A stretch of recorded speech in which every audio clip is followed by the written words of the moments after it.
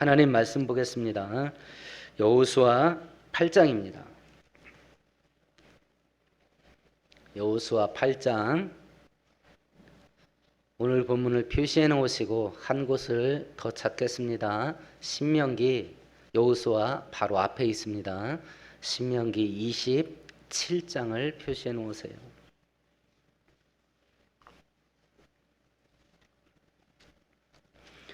오늘 본문 30절에서 35절까지 한 절씩 교독합니다.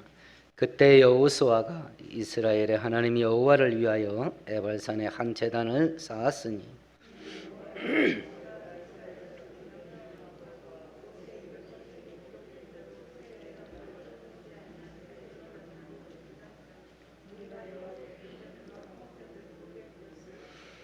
여호수아가 거기서 모세가 기록한 율법을 이스라엘 자손 목전에서 그 돌에 기록하며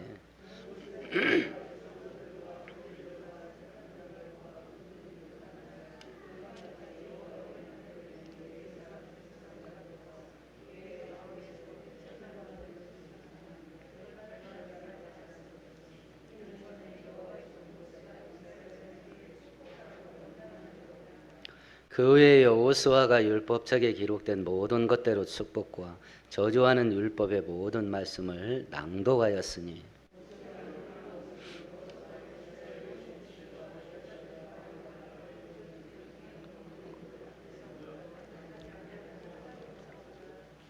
아멘, 아멘.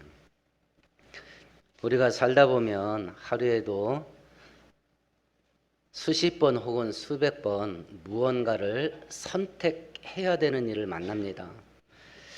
식사 때가 되면 무엇을 먹을까? 또 시장에 가면 뭘 살까?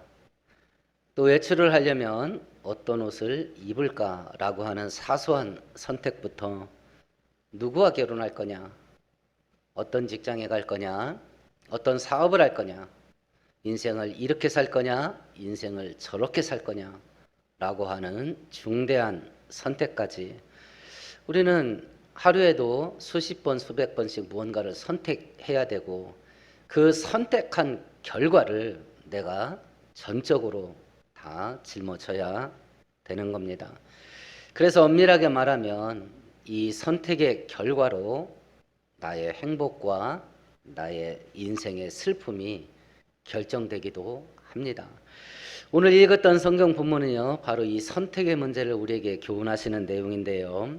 우리가 잘못된 걸 선택하면 어떤 일이 벌어지는지, 두 번째, 우리가 바른 것을 선택하면 어떤 일이 벌어지는지, 세 번째, 우리가 바른 것을 선택하려면 어떻게 해야 바른 것을 선택할 수 있는지를 교훈하는 것이 오늘 본문이에요. 오늘 성경을 통해서 이 부분을 살펴볼 때에 우리의 삶 가운데서 늘상 바른 것을 선택해서 바른 것을 선택한 자들이 누리는 은혜를 받는 우리 모두 되기를 축원드리겠습니다. 오늘 있었던 본문은요, 이스라엘 백성들이 에발산과 그리심산 그곳으로 가서 전 국민적인 종교의식을 집행하는 그런 내용을 다루는 본문인데요. 이게 언제냐? 30절에 보니까 그때라고 돼 있어요. 그때는 30절 앞에 있었던 사건 그때죠. 그러면 30절 앞절에 어떤 일이 벌어졌냐면 저번 주에 다뤘던 사건이에요. 두 번째 전투가 있었죠. 아이라고 하는 성에서 두 번째 전투가 있었는데 첫 번째 공격에서는 패배했어요. 두 번째 공격에서 승리를 했습니다. 어찌됐든지 우여곡절 끝에 아이성 전투에서 승리를 하고 곧바로 해요. 이제 전투는 벌어졌어요. 전쟁은 터졌습니다. 여리고성에서 전투 한 번 승리했고 아이성에서 전투 두 번 했는데 한 번은 패배하고 한 번은 승리했어요. 그리고 여호수아가 이스라엘 백성들을 데리고 전투를 중단했어요. 지금 전쟁 중이에요. 전쟁 중이고 이미 두 번의 승리를 했기 때문에 가나안 땅을 점령하고 살고 있던 일곱 부족들은 지금 독이 바짝 올랐습니다. 그리고 전쟁 준비를 완료했습니다. 이런 상황 속에서 여호수아는 전쟁을 멈춘 거예요. 전쟁을 멈추고 이스라엘 백성들을 데리고 어디로 갔냐면 에발산과 그리심산으로 데리고 간 거예요. 아이성 전투에서 첫 번째 패배한 후에 우리가 전쟁에서 왜 졌냐? 패배의 원인 분석을 했죠. 그 원인 분석을 하고 하나님이 결과를 알려줬어요. 왜 전쟁에서 질 수밖에 없었는지. 그건 7장 1절 때문이었죠. 여리고성은 첫 열매라서 모든 것을 하나님께 바쳐야 됩니다. 근데 유다집 아간이라는 사람이 외투 하나, 금덩어리 하나, 은덩어리 하나 이걸 훔쳐서 감춰놓은 거예요. 그러니까 하나님 말씀에 거역하고 불순종하는 죄악 때문에 하나님의 함께하심과 하나님의 도우심이 사라졌고 그래서 아이성 전투에서 패배한 겁니다. 이스라엘 백성들이 가나안 땅에 들어와서 전쟁에서 이길 수 있는 원인은 조건은 딱 하나예요. 그게 뭐냐면 하나님이 도와주는 거예요. 하나님이 도와주면 이깁니다. 만일 하나님이 돕지 않으면 패배할 겁니다. 여리고성은 가나안 땅에 있는 여러 요새 중에 최강이었어요. 근데 하나님이 도와주시니까 빙빙 돌다가 함성 지르니까 성벽이 다 무너졌거든요. 그런데 아이성은 작은 성이에요. 그런데 하나님이 도와주지 않으니까 이길 수밖에 없는 전투에서는 패배했어요. 그러니까 지금 총지휘관인 여호수아는 이게 딱 생각이 온 거예요. 우리가 전쟁에서 승리하는 유일한 방법은 하나님의 도움 받는 건데 죄와 불순종은 하나님의 도움이 사라지게 만든다. 근데 벌써 이스라엘 백성들 마음 생각 속에 하나님에게 집중되는 마음이 벌써 흩어졌어요. 여리고성 첫 번째 전투하는 그 자리에서 흩어졌어요. 어디에 마음이 더 가냐? 돈에 더 가는 거야. 어디에 더 마음이 쏠리냐? 세상이나 세상에 있는 것들에 더 마음이 쏠리는 거예요. 그 증거가 아이성 전투에서 첫 번째 싸움은 패배한 거예요. 이 아이성 전투가 끝나고 여호수아는 안 되겠다. 이 백성들의 마음을 다시 한번 흩어진 마음을 하나님께 집중시켜야 되겠다. 그리고 하나님의 도움이 있어야 전쟁에서 승리하는 건데 이 하나님의 도우심과 은혜는 죄와 불순종이 저질러지게 되면 사라진다. 그래서 이스라엘 백성들한테 하나님께 절대 순종해야 된다. 이걸 다시 한번 그 뇌리에 각인을 시켜야 되겠다. 그래서 전쟁하다 말고 종교집회 일종의 부흥회죠. 일종의 부흥회 하러 에발산으로 가는 거예요. 뭐 하다 말고요? 전쟁하다 말고요. 이 에발산과 그림심산으로 데리고 가는데 이것은 지금 여호수아가 즉흥적으로 생각한 게 아닙니다. 신명기 27장에 보면 모세가 죽기 전에 너희들이 가나안 땅에 들어가게 되면 에발산과 그리심산 서로 마주보고 있는 산이에요. 거기에 가서 6개 지파씩 나누어서 에발산을 향해서는 저주를 선포하고 그리심산을 향해서는 축복을 선포하는 의식을 행해라 라고 하나님께서 모세를 통해서 명령했거든요. 근데 신명기 27장에 이 명령을 보면 언제 하라는 말이 없어요. 그러니까 가나안 땅에 들어가서 언제 하든지 하면 됩니다. 근데 그걸 여호수아가 지금 하는 거예요. 지금 안 해도 될 일이에요. 언제든지 하면 됩니다. 꼭 이때 해라. 2번째 성 정복한 다음에 해라. 이런 말이 없거든요. 때를 정하지 않았어요. 하나님은 가나안 땅에 들어가거든 이 의식을 행해라 했는데 여호수아는 그 의식을 지금 하는 겁니다. 지금 에발산은 이 아이성에서부터 한 대략 50km 정도 떨어진 거리에 있는 산이라 그러는데요. 여기서 논산 정도 거리 됩니다. 에발산과 그리심산은 서로 마주보고 있는 산인데 에발산은 음지 쪽에 있답니다. 그러니까 초목이 없어요. 바위상입니다. 그리심산은 양진역에 있어요. 그래서 초목이 무성합니다. 그러니까 딱 봐도 이미지가 와. 한쪽은 아무것도 없어. 한쪽은 막 수목이 차고 넘쳐. 그걸 보면서 지금 이스라엘 백성들이 이걸 하는 거예요. 황무한 민둥산 에발산을 보면서는 저주가 선포됩니다. 하나님의 말씀을 어긴 자들은 이렇게 저주받고 저렇게 저주받고 그것이 신명기 27장부터 30장까지 기록되어 있는데 집중된 건 28장이에요. 집중된 건. 이렇게 하면 이런 저주 받고 이런 저주 받고 이런 저주 받고 하나님의 말씀을 순종하면 들어가도 복을 받고 나와도 복을 받고 넘어져도 복을 받고 떡반죽거리게 복을 받고 짐승이 복을 받고 자식이 복을 받고 이게 축복의 선포예요. 이 축복의 선포를 그리심산을 보면서 하는 거예요. 그러니까 그림이 딱 나오잖아요. 막 산이 우거졌어요. 그걸 보면서 하나님의 말씀을 순종하면 저렇게 된다, 풍성케 된다. 반면에 이제 저주가 선포됩니다. 에발산이요. 아무것도 없어. 그림이 딱 와닿아요. 하나님의 말씀에 불순종하게 되면 인생이 저렇게 황폐하게 된다. 그 황폐한 산을 보면서 하는 거예요. 보면서. 이걸 언제 하냐면 이스라엘 백성들이 가나안 땅 들어와서 고작 전투 2번 했어요. 그때 벌써 마음이 흩어집니다. 믿음이 흩어집니다. 그들의 마음의 중심이 하나님이 아니에요. 자꾸 초점이 흐려져요.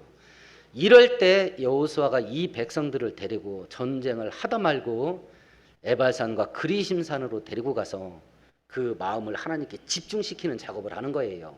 마음이 흩어지고 믿음이 흔들리는 그 어간의 말입니다. 그러면 이 사건을 놓고 우리를 한번 돌아볼까요? 만일 우리의 믿음이 흔들리는 위기 상황이라고 한다면 지금 내가 뭘 해야 될까? 지금 나의 마음이 하나님께 멀어지고 있고 성경의 가르침과 나의 행동이 일치하지 않고 성경의 가르침과 어긋나게 내가 지금 처신하고 있고 행동하고 있다면 지금 내가 무엇을 해야 될까? 돈이나 세상이나 세상에 있는 것들이 내 영혼을 하나님께로 흘러가지 못하게 세상 쪽으로 끌어당기고 있다고 한다면 지금 내가 무엇을 해야 될까? 지금 이스라엘 백성들이 이런 현상이 왔어요. 이런 현상이 왔을 때 이스라엘 백성들은 뭘 하냐면 전쟁도 멈췄어요. 이거 사냐 죽느냐 한 판인데 그 전쟁까지 멈추고 어떤 작업을 하냐면 자기들의 모든 것을 하나님께 집중시키는 작업을 해요. 그럼 우리는요? 우리 지금 먹고 사는 생존 전쟁을 해야 되잖아요. 생존 경쟁 해야 됩니다. 사냐 죽느냐는 문제예요. 먹고 사는 문제는. 자, 그런 현실이 눈앞에 있는데 그런데 이런 일들이 벌어지고 있다. 내 믿음이 흔들리고 내 마음이 하나님께 멀어지고 있고 나의 관심은 하나님께 가 있는 게 아니라 세상이나 세상에 있는 것들이 온통 관심이 그쪽으로 쏠리고 있다. 그러면 나는 무엇을 해야 되냐? 오늘 성경 본문대로 나간다면 영적 각성이 있어야 돼요. 야, 이거 위험하다 이거. 가뜩이나 돈 없고 빽 없고 힘도 없고 가진 것도 없고 재능도 없고 아무것도 없는데 하나님이 은혜 주셔야 내 인생에 승부가 걸리는데 야, 이거 봐라. 지금 내 주변에서 일어나는 현상들은 하나님의 은혜가 막 물밀듯이 밀려 들어오는 그런 축복의 문이 활짝 열려 있는 게 아니라 야, 이거 내가 지금 딴 길로 간다 이거.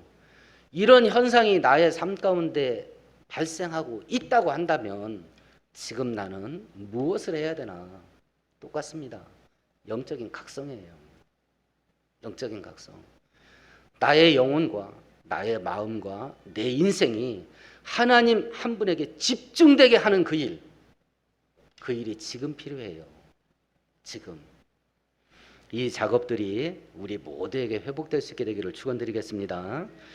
그럼 이 에발산에 도착해서 이스라엘 백성들이 어떤 일을 해야 되냐면 오늘 본문 8장 33절만 같이 읽어보십시다. 온 이스라엘과 그 장로들과 관리들과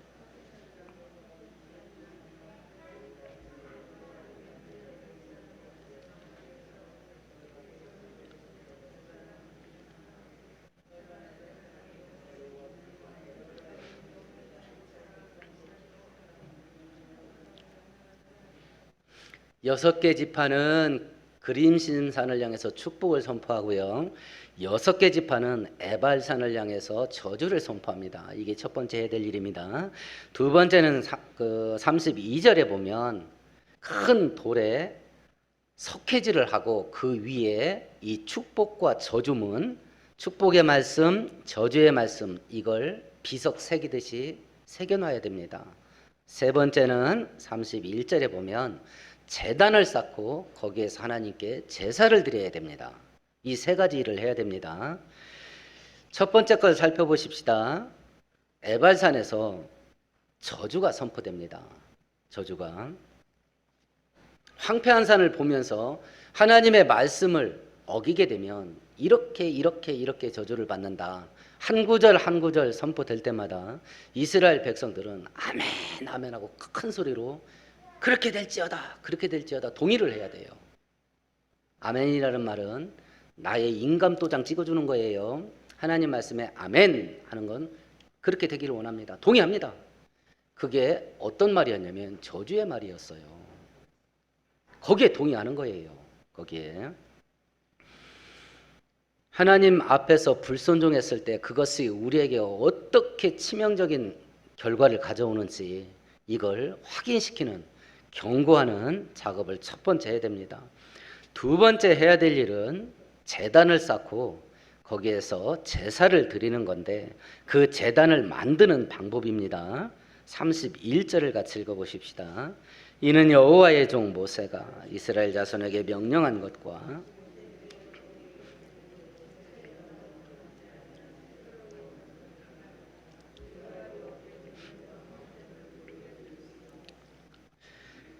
그 제단을 만드는 방법이 두 가지가 하나님께서 제시하셨어요.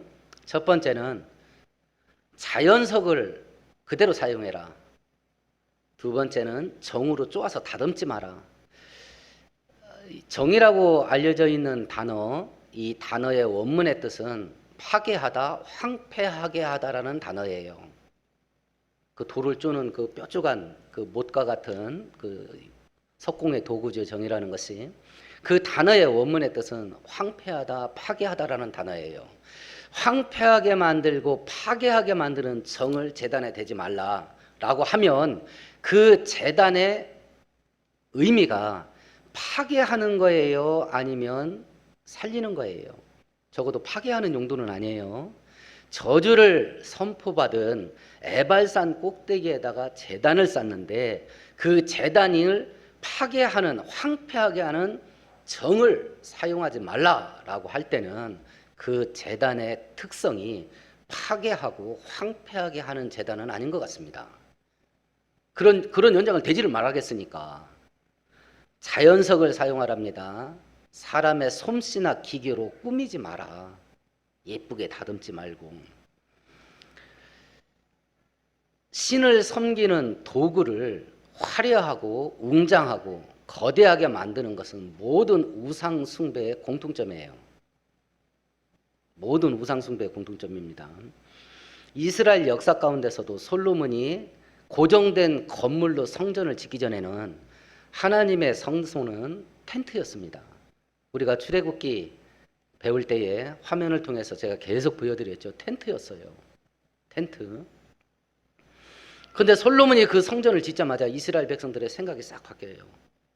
하나님과 화려하고 웅장한 성전, 건물, 이 두 개를 놓았을 때 이스라엘 백성들이 우리가 그 열왕기상하, 역대상하 그리고 그 뒤에 기록되어 있는 선지자들의 선지서를 읽어보면 이게 막 수도 없이 나와요.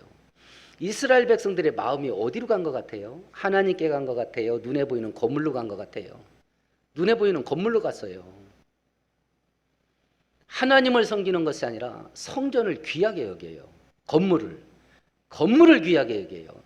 그 성전 건물이 귀한 건 그 성전 건물 안에서 하나님을 섬기기 때문에 귀한 거예요. 근데 하나님을 싹 제쳐놓고 그 건물이 막 귀해 죽겠는 거야. 건물이. 그래서 하나님께서 이방인들의 침략을 받을 때마다 성전을 완전히 파괴시켜버리는 이유가 그건 아무것도 아니요. 이걸 보여주는 거예요. 하나님보다 더 귀하게 여겼던 건물이 이방인들한테 공격을 받으면 막 와르르 무너지는 거예요. 야, 그럼 저건 아무것도 아니잖아, 저거. 그걸 끊임없이 하나님이 가르쳐 주는 거예요. 끊임없이. 누가복음 21장에 보면 이런 구절이 있어요.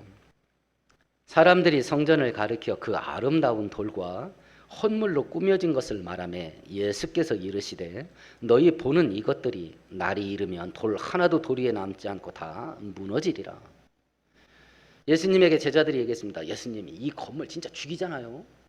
엄청나지 않습니까? 그때 예수께서 말합니다. 이 성전을 허물어라. 그럼 내가 3일 만에 다시 세우마. 이랬을 때 사람들이 예수님을 비난합니다. 야, 이 건물이 지금 46년째 지어지고 있는데 아직 완공 안 됐다. 지금 건축 중이었어요. 예수님 살아 당시에. 예수님 돌아가 이때 이후로 한 60년 지나서 건물이 완공돼요.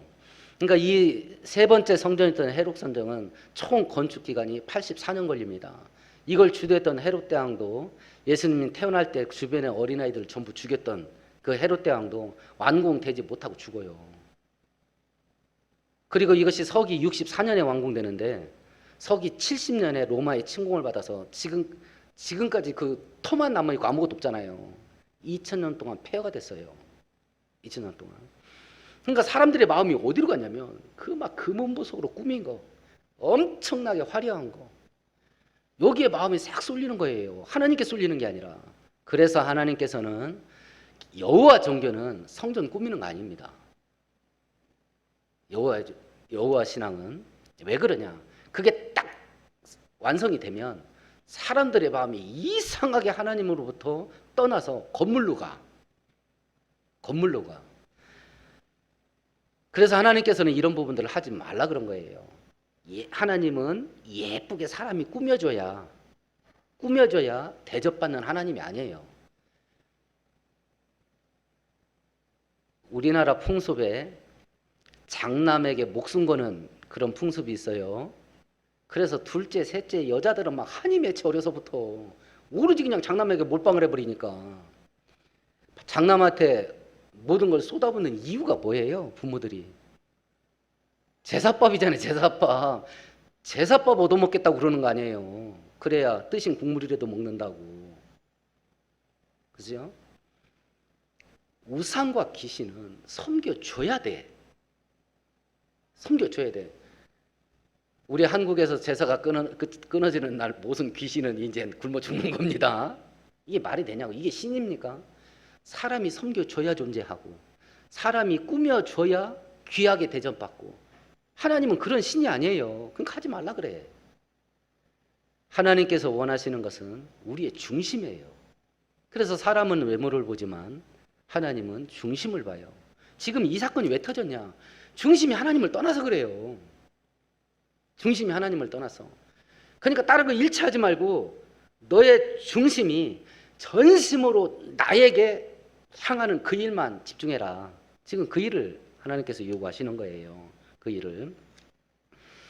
그래서 우리가 이 시대에 해야 될 일이 뭐냐? 베드로전서 3장도 똑같이 신약성경도 말합니다. 너희의 단장은 머리를 꾸미고 금을 차고 아름다운 옷을 입는 외모로 하지 말고 오직 마음에 숨은 사람을 온유하고 안정한 심령에 썩지 아니할 것으로 하라. 이는 하나님 앞에 값진 것이라. 너희의 심령을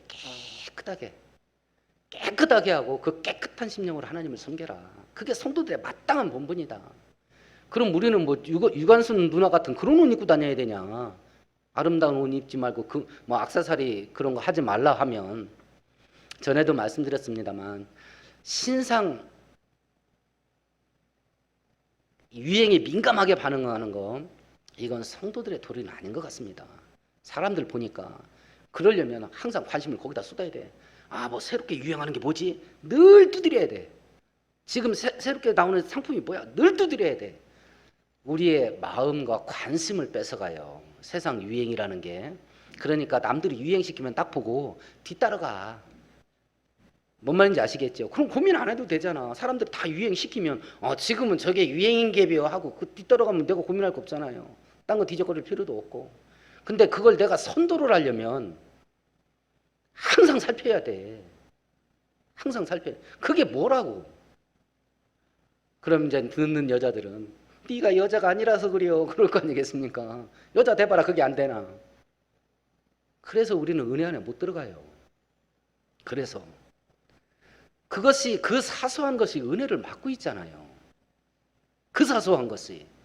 그러니까 이런 말도 안 되는 사소한 것들이 내 인생을 살리고 죽일 수 있는 하나님의 은혜가 내 인생 속에 흘러 들어오는 걸 가로막고 있다는 걸 모르고 살아요. 우리 아무것도 아니에요. 아무것도 아닙니다. 지금 에발산에서 하는 작업은 그 작업들을 제거하는 거예요. 그 장애물들을 제거하고 우리를 살리시고 복 주실 그 하나님 한 분에게만 집중하게 하는 그 작업인 거예요. 그 작업. 그러니까 제단을 만드는 것도 그런 흐름 속에서 제단을 만드는 것이요. 그럼 우리가 생각해 보십시다. 이 제단에서 제사를 드리는데 대표적으로 두 가지를 드리랍니다. 첫 번째는 번제, 두 번째는 화목제입니다. 번제라는 제사는 제물을 모든 것을 완전히 불태워 가지고 부정한 것만 빼고요, 하나님께 바치는 거예요. 아무것도 안 남겨요. 그래서 번제의 특징은 내 인생 전부를 하나님께 드립니다라는 헌신의 표시예요. 번제라는 제사는. 두 번째는 화목제입니다. 말 그대로 사이가 좋아지는 거예요. 화목해지는 거. 죄와 불순종은 우리와 하나님 사이를 왼수되게 만듭니다. 그래서 화목제사를 드리면서 깨어진 하나님과 관계가 화목해지고 또 그것에 대한 감사로 드리는 게 화목제예요. 그럼 생각해 보십시다. 에발산은 황무한 땅이에요. 그리고 거기에 저주가 선포돼요. 저주가 선포됩니다. 그러면 그 위에 하나님의 저주가 기록되어 있는 돌비석을 세우는 거, 그건 상식적으로 맞아요. 경고니까. 니네 잘못하면 이렇게 돼 라는 경고니까. 그런데 하나님의 은혜를 불러오게 만드는 화목제사를 드리는 제단, 이건 하나님께 순종하면 이렇게 복받는다 라고 하는 그리심산 위에 세워지는 게 상식적으로 맞잖아요. 근데 돌비석과 제단이 전부 다 에발산 꼭대기에 가 있는 거예요. 그럼 하나님의 계획이 뭘까요? 이 일을 하라고 하는 하나님의 계획, 경고가 주목적이냐? 경고가. 근데 경고가 주목적이었으면 하나님과 관계가 회복되는 제사를 드리는 이 제단, 이거 쌓을 필요가 없죠. 경고, 저주의 말만 기록되는 비석만 세우면 됩니다. 니네 다 죽는다. 위협이죠. 그런데 제단이 함께 세워져요. 그러면 이 사건을 진행하는 하나님의 계획은 뭐냐면, 죄를 범해서 하나님과 관계가 깨져서 은혜가 상실된 이스라엘 백성들에게 다시 은혜를 회복하는 기회를 주는 게 이 작업이에요. 기회를 줘요. 그 증거가 뭐냐? 저주가 선포된 에발산에 그 저주를 없애주는 제단이 세워진 것이 그 증거예요. 우리가 번제단을 보셔요. 번제단은 용도가 뭐예요? 제물을 죽여서 불에 태워 하나님께 제사 드리는 용도지요. 그러니까 번제단에 올라가는 제물은 살아서 올라갈 수가 없어요. 전부 죽어야 돼요. 그런데 그 번제단 내 귀퉁이에 뭐를 만들죠? 이렇게 뿔을 만들어서 세우라겠죠. 이 뿔의 의미가 뭐예요? 이 뿔, 구원의 뿔에 이 뿔의 이름이, 그래서 신약 시대에 예수 그리스도를 뭐라고 표현했냐면 구원의 뿔이라 그랬어요. 이 뿔을 잡으면 살아요. 죽을 수밖에, 모든 재물은 다 죽어야 돼. 그 사형장인 번제단에 잡으면 사는 뿔이 있어요. 그러니까 하나님은 우리를 죽이는 게 목적이 아닙니다. 살리는 게 목적이에요. 저주가 선포된 에발산 꼭대기에 저주가 사라지고 하나님의 은혜를 받게 만드는 제단이 세워져요. 이게 하나님의 계획이에요. 이것은. 그리고 이 제사가 끝나면 이스라엘 백성들에게 음식을 먹고 즐거워하고 기뻐하랍니다. 그럼 우리가 하나님을 섬기러 나감에 있어서 가끔 보면 성도들 가운데 공포심으로 신앙생활하는 사람이 의외로 많습니다. 공포심. 뭐 하나 잘못되면 벌받을 계비. 이 공포심 갖고 막 교회 다니고 헌신하고 봉사하고 막 안 하면 벌받을 것 같은 거야. 이건 마귀의 생각입니다.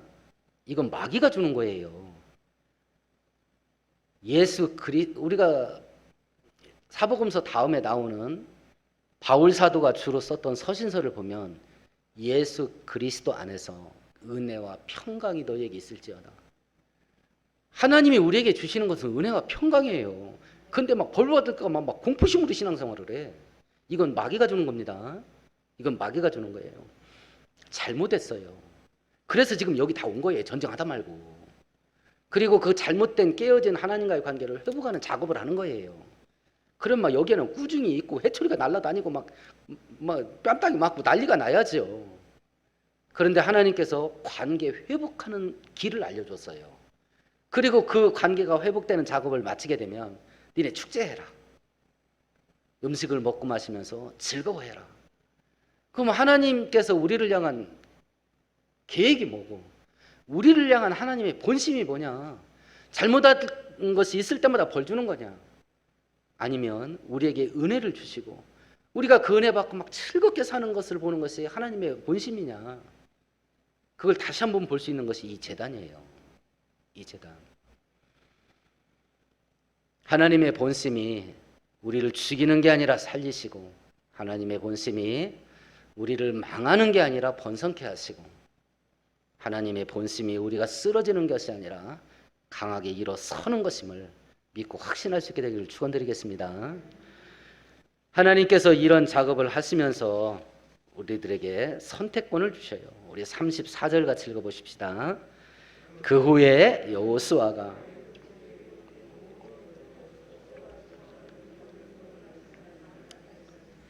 신명기 30장으로 가보십시다. 오늘 본문 여호수아 8장 표시해 놓으시고요. 신명기 30장으로 가보세요. 축복과 저주에 막 이렇게 하면 복 받는다, 이렇게 하면 저주 받는다. 이 축복과 저주가 27절부터 30절까지 쭉 연결되어 있습니다. 집중적으로 기록된 건 신명기 28장입니다. 이걸 다 말하신 다음에 하나님이 뭐라고 말씀하셨냐면 15절만 같이 읽습니다. 보라, 내가 오늘 생명의 복과 하만과 화를 네 앞에 두었나니. 이제 다 얘기하셨어요.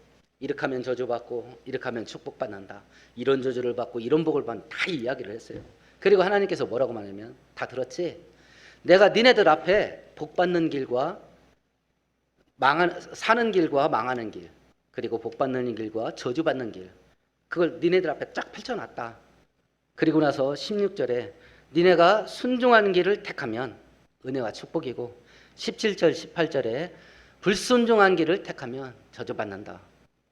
이 선택권을 하나님이 누구한테 줬냐면 우리한테 줬어요. 자, 이렇게 하면 복 받는 거야. 자, 이렇게 하면 니네 저주받고 망해. 두 길을 너희들 앞에 다 보여줬으니까 선택은 니네가 해. 이렇게 하신 거예요. 선택은 니네가 하라고. 방금 전 아이성 전투에서 선택 한번 잘못했죠. 그래서 전쟁에 패배를 했어요. 그리고 지금 여기 와서 잘못된 선택으로 인해서 생명의 근원 되시고 축복의 근원 되신 하나님과의 관계가 찢어졌는데, 그걸 지금 회복하는 작업을 시킨 거예요. 이건 하나님이 시킨 거예요. 자식과 부모지간의 관계가 깨졌어요. 부모가 억지로 끌어다가 부모와 자식 간에 화해하는 작업을 부모가 해요. 부모가. 잘못한 자식이 하는 게 아니라 부모가 하는 겁니다. 그리고 관계가 회복됐을 때 부모의 가진 은혜를 자식에게 줘요. 그 작업을 지금 하는 거예요. 그리고 하나님께서 얘기하는 겁니다.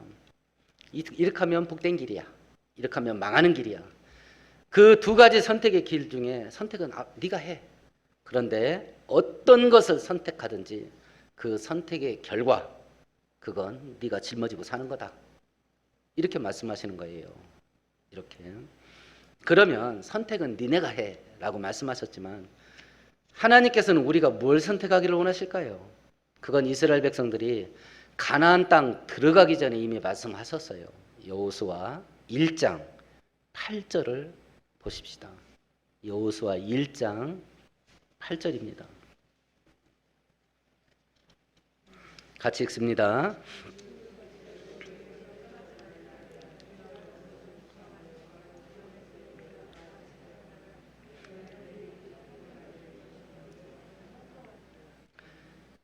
양쪽 길이 있는데 니네가 좋은 거 니네가 알아서 선택해라 라고 선택권을 우리에게 주셨지만, 하나님의 본심은 뭐였냐면 우리가 자원해서 즐거움과 기쁨을 가지고 하나님 말씀에 순종해서 순종하는 자들이 받는 하나님 아버지의 좋은 축복들, 이걸 우리가 누리면서 살기를 원하셨던 거예요. 이것을. 그러면 이제 이 사건을 쭉 정리를 하고 나에게 질문을 던지는 겁니다. 하루에도 수십 건, 수백 건의 선택을 해야 되는데 내가 잘된 선택을 하고 있는가? 아니면 잘못된 선택을 하고 있는가? 나도 사람이니까 잘못된 선택을 할 때가 있겠는데 어떻게 해야 잘된 선택을 할 수 있겠냐? 그건 여호수아 1장 8절이에요. 그 기준은 하나님의 말씀이에요. 그리고 그 하나님의 말씀, 그 바른 길을 가기로 선택했을 때 하나님이 책임지겠답니다. 책임지겠대요. 이제 그동안 우리가 내 소견에 오른 대로 이렇게 하면 좋은 일이 있을 것 같은데, 이렇게 하면 잘 될 것 같은데, 이렇게 생각해서 수많은 선택들을 해왔을 겁니다. 그리고 그 수많은 선택의 결과가 지금 내 인생이에요. 만족하십니까? 사람들 앞에서 너 이렇게 살아 하고 내놓을만 하십니까? 자랑할만 하십니까? 꼭 돈을 많이 벌고 부자가 돼서 높은 지위에 올라가서 성공을 해야 내놓을만 하고 자랑할 수 있겠나? 바울 사도가 말했던 게 있습니다. 순교 직전에 내가 이제 믿음을 지켰고 나의 달려갈 길을 다 달려갔다. 아무것도 없어요. 바울 사도 이제 곧 끌려가서 죽어야 돼요. 그런데 내 믿음을 지켰고 내 달려갈 길 다 달려갔다 하고 자랑합니다. 내 인생 이래 하고 딱 내놨어요. 그럴 게 있는가? 그럴 게 있는가? 다시 한번 흩어져가는 우리의 마음을 하나님 한 분에게 집중시키고 그것이 우리 인생을 얼마나 복되게 하는지 그걸 누리면서 살아가는 우리 모두 되기를 축원드리겠습니다. 하나님 아버지를 믿고 하나님을 아버지로 섬기면서 사는 것은 우리 인생에 크고 위대한 은혜가 흘러들어오는 유일한 길입니다. 우리가 그 복된 하나님, 생명의 하나님, 축복의 하나님을 떠나서 세상이나 세상에 있는 것들로 흘러 떠내려가며 하나님보다 그것들을 선택하는 그런 일들이 얼마나 많았는지 모르겠습니다. 우리가 무엇을 선택하든지 하나님께서 나의 자유에 맡기셨으나 불행한 것은 내가 무엇을 선택하든지 그 결과는 내가 책임져야 되는 것이 우리의 문제입니다. 이제 우리에게 은혜를 주셔서 하나님 말씀에 사로잡히게 하시고 하나님께 사로잡히게 하셔서 하나님 말씀대로 선택을 하게 하시고 그 길을 걸어갈 때 하나님께서 우리에게 베푸시는 크고 위대한 축복들을 날마다 누리면서 살아가는 우리 성도들 될 수 있도록 은혜하여 주옵소서. 예수님 이름으로 기도합니다. 아멘.